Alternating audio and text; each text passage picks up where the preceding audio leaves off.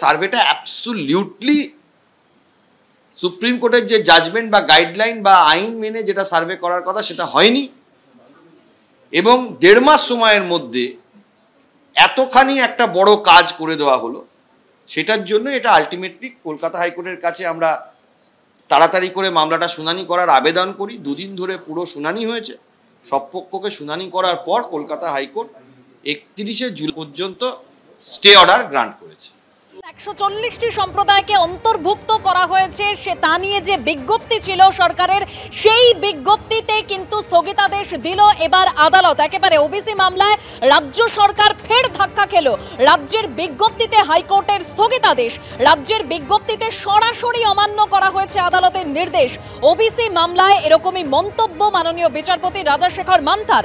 আগেও বলেছি যে ওবিসি শ্রেণীভুক্ত 66টি সম্প্রদায়কে নিয়ে পদক্ষেপ করুন।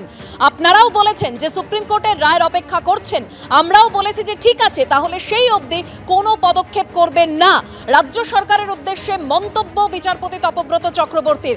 সওয়াল জবাবে আর ঠিক কি কি উঠে আসলো, আরো একবার সেই সম্পর্কিত তথ্য জানবো আমাদের প্রতিনিধি সৌভিক মজুমদারের কাছ থেকে। সৌভিক, দেখো, তোমাকে বলবো যে কলকাতা হাইকোর্টের মাননীয় বিচারপতিদের একেবারে স্পষ্ট পর্যবেক্ষণ যে তারা তাদের যে মূল নির্দেশ দিয়েছিলেন সেই নির্দেশে কোথাও গিয়ে কোনো নিয়োগ প্রক্রিয়া আটকে যাবে বা কোনো নিয়োগ প্রক্রিয়া বন্ধ হয়ে যাবে বা কোনো ভর্তির প্রক্রিয়া বন্ধ হয়ে যাবে, সেই ধরনের কোনো স্থগিতাদেশ তারা দেননি। তারা স্পষ্টত বলেছিলেন যে 2010 সালের আগে পর্যন্ত যে 66টি সম্প্রদায় যারা ওবিসির তালিকাভুক্ত ছিলেন তাদের ক্ষেত্রে কোনো ধরনের সমস্যা হবে না। এবং কলকাতা হাইকোর্টের মাননীয় বিচারপতিরা এর আগে একাধিক মামলায় খুব স্পষ্ট করে বলেছেন যে 66টি যে সম্প্রদায় 2010 সালের আগে পর্যন্ত যারা ওবিসির তালিকাভুক্ত ছিল তাদেরকে নিয়ে এগোতে সরকারের কোথাও কোনো বাধা নেই। সরকার মনে করলে তারা কিন্তু এদেরকে নিয়ে সেই নিয়োগ প্রক্রিয়া বা ভর্তি প্রক্রিয়া সংগঠিত করতে পারে।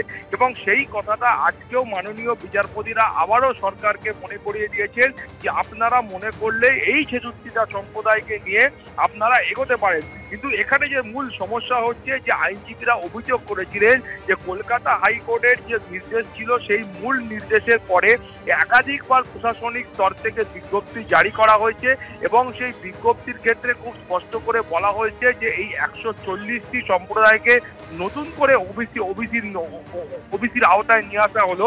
ফলে সেই 140টি সম্প্রদায়কে নিয়েই কিন্তু কলকাতা হাইকোর্টে আইনজীবীরা প্রশ্ন করেছিলেন এবং তারা খুব স্পষ্টত বলেছিলেন যে এই যে 140টি সম্প্রদায়কে আনার কথা সরকারের তরফ থেকে বলা হচ্ছে, প্রশাসনের তরফ থেকে বলা হচ্ছে, সেটা কিন্তু একেবারেই বৈজ্ঞানিক পদ্ধতি মেনে বা বাস্তবসম্মত পদ্ধতি মেনে সেটা কিন্তু করা হয়নি। তাদের অভিযোগ ছিল যে এই ধরনের একটা বড় ধরনের ওবিসির লিস্ট বানাতে গেলে যে সমীক্ষার প্রয়োজন হয় সেই সমীক্ষা সরকারের তরফ থেকে করা হয়নি। এবং তার পাশাপাশি তারা কিন্তু খুব স্পষ্ট করে অভিযোগ করছেন যে এই অল্প সময়ের মধ্যে এই বিপুল সংখ্যক মানুষের ক্ষেত্রে এই ধরনের সমীক্ষা করা সেটাও কিন্তু সম্ভব নয়। এই সমীক্ষা করতে গেলে বিজ্ঞানসম্মতভাবে বড় একটা সময়ের প্রয়োজন রয়েছে এবং বিজ্ঞানসম্মত পদ্ধতি অবলম্বন করার প্রয়োজন রয়েছে এবং মোট মানুষের প্রেক্ষিতে অর্থাৎ মোট জনসংখ্যার প্রেক্ষিতে এই ওবিসি সম্প্রদায়ভুক্ত মানুষ কতজন রয়েছে সেইটাকে নিশ্চিত করার ক্ষেত্রে বিভিন্ন ধরনের আইনি প্রক্রিয়া রয়েছে, বিভিন্ন ধরনের পদ্ধতি রয়েছে।